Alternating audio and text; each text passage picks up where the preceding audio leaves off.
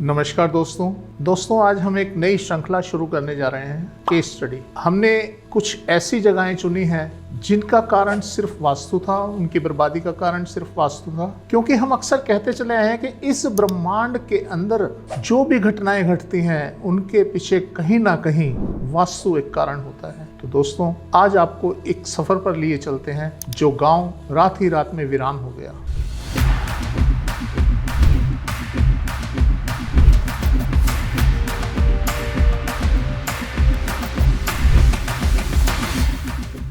प्राचीन काल से ही भारत के कुछ रहस्य ऐसे रहे हैं जिनके उत्तर आज तक अनसुलझे पड़े हैं। जैसे साल 1942 ब्रिटिश फॉरेस्ट गार्ड को सैकड़ों नरकंकालों का मिलना, जिनके कंकाल और हड्डियां आज भी रूपकुंड झील में पाई जाती हैं। इन रहस्यों को ऊपरी समझ से सुना जाए तो बहुत साधारण सी लगती हैं, परंतु इनका आंतरिक सत्य बहुत भयावह है। आज हम ऐसे ही एक गांव की कहानी लेकर आए हैं जो रातों रात वीरान हो गया। ऐसे गांव हिंदुस्तान में या दुनिया में कहें बहुत हैं। हमारे सामने एक ही प्रश्न था कि हम किसी ऐसी जगह को चुने जिसका हम सर्वेक्षण कर सकें। तो दोस्तों हमने चुना कुलधारा गांव, राजस्थान, जैसलमेर में। आज तक इस गांव के पीछे का रहस्य कोई उजागर नहीं कर पाया, नहीं सुलझा पाया इसकी स्टडी को कि ये ऐसा क्यों हुआ, क्यों बर्बाद हुआ एक हंसता खेलता गांव।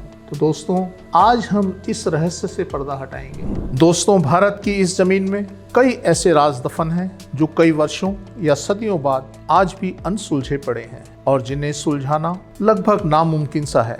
इन्हें जितने सुलझाने की कोशिश की जाती है यह उतने ही उलझते चले जाते हैं। मगर आज हम इस गांव से संबंधित हर सवाल से पर्दा उठाएंगे और हम हर मुमकिन कोशिश करेंगे कि आपको समझाने की कि कब, क्यों और कैसे हुआ ये सब। अब हम चले अपने सफर पर उस गांव की ओर। 17 घंटे के सफर के बाद हम लगभग 800 किलोमीटर का सफर तय कर दूर इस वीरान गांव में पहुंचे। आज हम उस रहस्य से पर्दा उठाएंगे जो इस गांव की बर्बादी का कारण था। 13वीं सदी के आरंभ में कुलधारा गांव का निर्माण हुआ। कुछ ही समय में यह गांव पूरी तरह आबाद हो गया। बच्चों की किलकारियां गूंजने लगी और मंगल गीत गाए जाने लगे। गांव वाले मंदिर में एकत्र होकर गीत और नृत्य से मनोरंजन किया करते थे। लेकिन एक रात ऐसी आई जिसकी सुबह नहीं हो पाई। वह उस रात में पूरा गांव वीरान हो गया।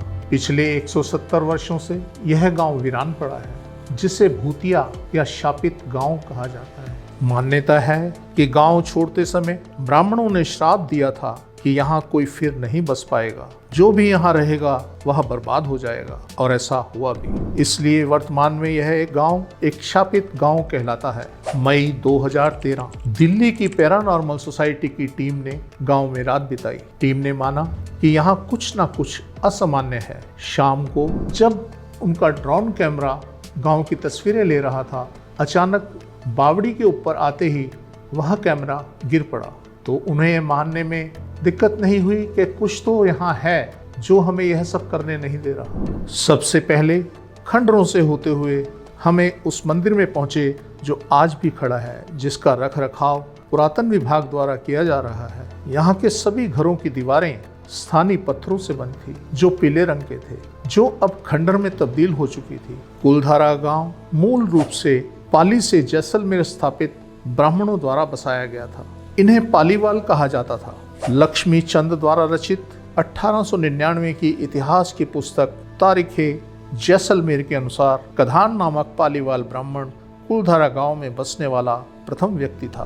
उसने गांव में उधानसर नामक तालाब खोदा। कुलधारा की बर्बादी के पीछे दो कारण थे, एक प्रत्यक्ष और एक अप्रत्यक्ष। प्रत्यक्ष में कुलधारा की बर्बादी के पीछे रियासत का दीवान सालम सिंह था। उसकी नज़र गांव की एक खूबसूरत लड़की पर पड़ी और वह उसे किसी भी कीमत पर हासिल करना चाहता था। उसने ब्राह्मणों पर दबाव बनाया और लड़की के घर संदेश भेजा कि यदि अगली पूर्णिमा तक उसे लड़की नहीं मिली तो वह गांव पर हमला कर लड़की को उठा ले जाएगा। गांव की चौपाल पर पालीवाल ब्राह्मणों की बैठक हुई और 5000 से ज्यादा परिवारों ने अपने सम्मान के लिए रियासत छोड़ने का निर्णय लिया। अगली रात कुलधारा वीरान हो गया।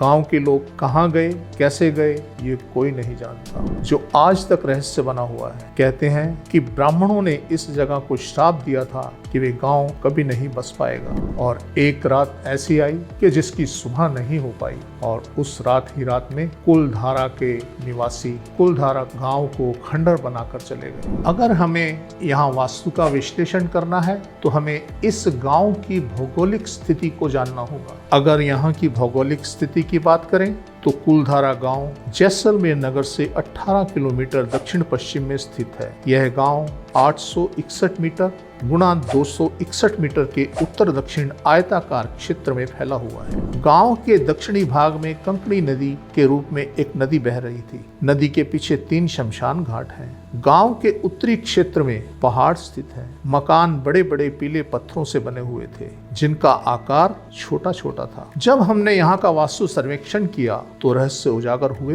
वो चौंकाने वाले थे। दोस्तों, किसी भी परिणाम के पीछे, जैसा कि हमने कहा कि 2 कारण होते हैं, प्रत्यक्ष और अप्रत्यक्ष। इसी तरह कुलधारा की बर्बादी के पीछे भी 2 कारण दिखाई दिए, लेकिन सभी के पीछे अप्रत्यक्ष कारण की भूमिका मुख्य होती है। हमें दिखाई तो ऊपर का देता है कि ऊपर क्या बदलाव आ रहे हैं, पर उसके पीछे कहानी कहीं और चल रही होती है। चलिए अब हम पर्दा उठाते हैं कुलधारा की बर्बादी के कारणों पर से। कुलधारा की बर्बादी के पीछे हमें 5 कारण नजर आए, जिन्हें हम सबूतों के साथ पेश करेंगे। पहला कारण है दोस्तों, गांव के दक्षिणी भाग में कंकड़ी नदी का होना। वास्तु का एक सिद्धांत है कि जिस वस्तु या जिस परिस्थिति में दक्षिणी भाग में कोई नदी, नाला या ढलान इस तरीके की स्थिति होगी, लेटर और सुनर बर्बादी निश्चित है। तो अगर इसी सिद्धांत की बात माने तो एक कारण यह था, और यह मुख्य कारण था जिसने उस गांव को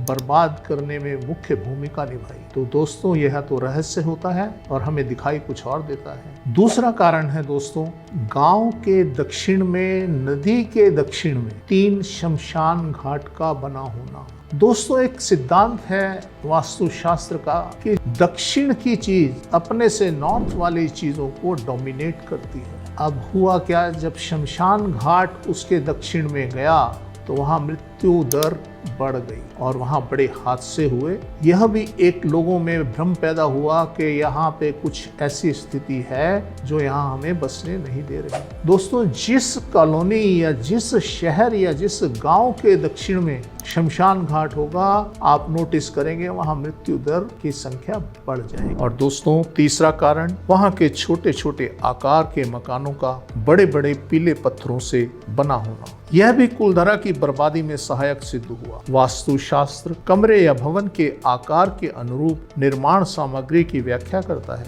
छोटे छोटे कमरों में विशाल पत्थरों के प्रयोग ने ऊर्जा के बहाव में अवरोध पैदा किया और वहां के निवासियों की मानसिक और शारीरिक विकास नहीं हो पाया, जिस कारण वह सही निर्णय लेने में असमर्थ रहे और हालात से भागना ही उचित समझा। एक और कारण जो इसके विनाश में सहायक सिद्ध हो सकता है, वह है कुलधारा के उत्तरी क्षेत्र में पहाड़ों का होना। वास्तुशास्त्र का एक नियम है, किसी भी क्षेत्र के उत्तर में ढलान या नीचा होना चाहिए ताकि ऊर्जा का परिचालन बाधित ना हो। यहाँ स्थिति इसके विपरीत थी। इसका उत्तरी भाग पहाड़ रूप में ऊपर उठा हुआ था, इसलिए यह भी एक बर्बादी का कारण बन सकता है। 5वां कारण दोस्तों, जैसलमेर और कुलधारा के नाम में आपसी तालमेल का ना होना। अक्सर आपने हमसे सुना होगा, हम बोलते हैं कि मिलापक जिस जगह में नहीं होगा वहां भी विनाश की स्थिति बन जाएगी। जब 2 वस्तुओं के तालमेल की जांच की जाती है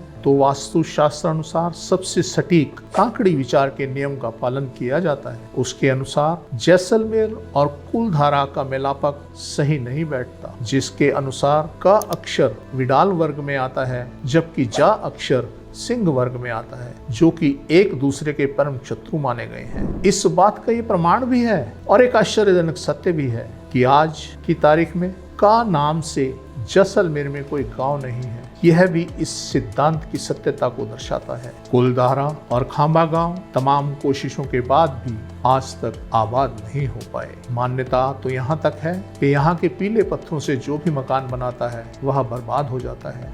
यह कहानी जितनी रहस्यमयी है उतनी भयावह भी है। तो दोस्तों, यह थी इस गांव के भयावह और शापित होने की कहानी। इस गांव के रहस्यों ने हमें स्तब्ध कर दिया। आखिरकार इस गांव की बर्बादी में यहाँ भी कारण वास्तु ही निकला, खराब वास्तु ही निकला, जिसकी वजह से एक हंसता खेलता गांव खंडर में तब्दील हो गया। तो दोस्तों, समय जरूर लगता है पर वास्तु के प्रभाव तो अल्टीमेटली देखने को मिलते ही हैं। आशा करते हैं यह हमारी केस स्टडी आपको पसंद आई होगी, आपको कुछ सीखने को भी मिला होगा। अपने विचार कमेंट बॉक्स में जरूर लिखें। हम शुक्रगुजार हैं उन स्थानीय लोगों को जिन्होंने हमारा इस रिसर्च में, इस शोध कार्य में साथ दिया, और विशेष रूप से भूपेंद्र जी के उनके विशेष प्रयासों की वजह से हम इसको आसानी से कर पाए। तो दोस्तों, अब हम चलते हैं फिर से एक नई केस स्टडी की ओर, और तब तक के लिए आपसे विदा चाहते हैं। धन्यवाद।